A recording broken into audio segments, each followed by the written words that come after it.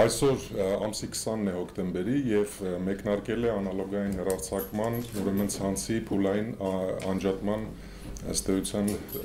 ծրագիրը։ Մենք այսօր անջատում ենք Հայաստանի Հանրապետության Սյունիքի, Վայոց ձորի, Տաուշի եւ Շիրակի մարզերում անալոգային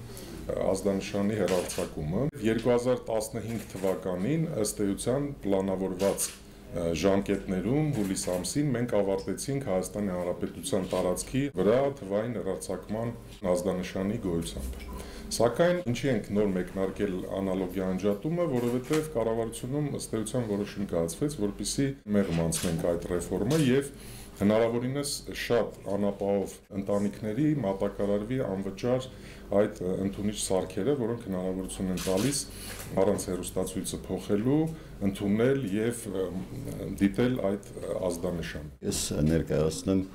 տեխնիկական ասպեկտը խնդրի գործընթացի, ինչ են իրականացվել եւ ինչ ունենք այսօր։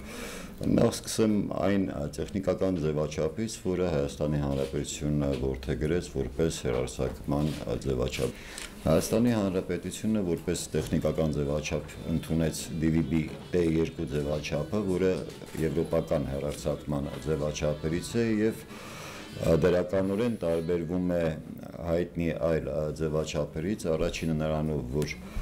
շատ ավելի տարողունակ է դարձնում առանձին վերցրած մեկ անալոգային կապուղին հեռուստացվրագրերի հաղորդման համար, որովհետև ուղեկցվում է սեղմման, այսպես ասած, MPEG 4